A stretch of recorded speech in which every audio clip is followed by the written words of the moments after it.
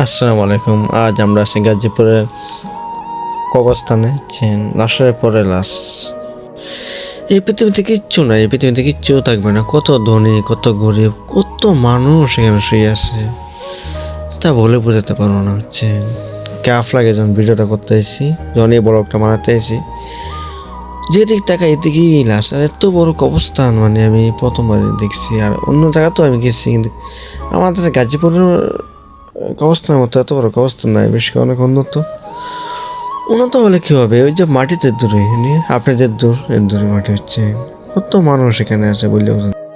এই যে আমরা আছে কবরস্থানের একবারে মেন ভিতরে আছি, ভিতরে আপনার দেখলে কত লাশ হচ্ছে, আসলে মন খারাপ হয়ে যাচ্ছে একটা।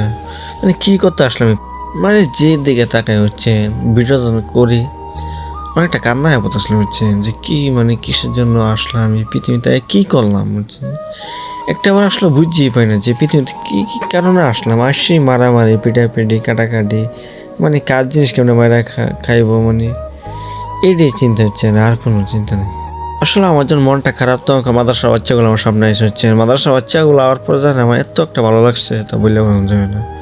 কারণ আমরা একটা জিনিস দেখেন, আমরা যতই করি পৃথিবীতে, যত ধরনের ধনী হই আর যে হই, দিন শেষে কিন্তু আমরা একবারে নিঃস্ব, আমরা কিচ্ছু নিতে পারবো না। এত কবর, এত অনেকে কোটি কোটি টাকার মালিক, অথচ একটি টাকা নিতে পারছে না অনেক। এটা এসে কবরস্থানের মূল গেটটা যেমন কবরস্থানের ভিতরেও সুন্দর, বাইরেও সুন্দর, সব দিক দিয়ে সুন্দর এটা গেটটা আরও সুন্দর গাজীপুরের মধ্যে এটি বেশ করে আমরা কুমিল্লা জেলার মধ্যে মনে হবে এটা বেশ ভালো হবে। এটি মনে হয় সবথেকে বড় কবরস্থান হবে। তো যাই হোক, কবরস্থান তো কবরস্থান, মানে কবরস্থানটার সৌন্দর্য কথা বলে আর বোঝানো যাবে না। অত সুন্দর যেদিক তাকাই এদিকে কবরস্থান, লগে ঈদগাহ ঈদগাহ লগে কবরস্থানটা তারা বললেও বোঝাতে পারে না। তবে একটা জিনিস খারাপ লাগে জানেন, যত সুন্দর হোক এখান থেকে অবস্থান এখানে আপনি আমার সবাই গ্রাইতে হবে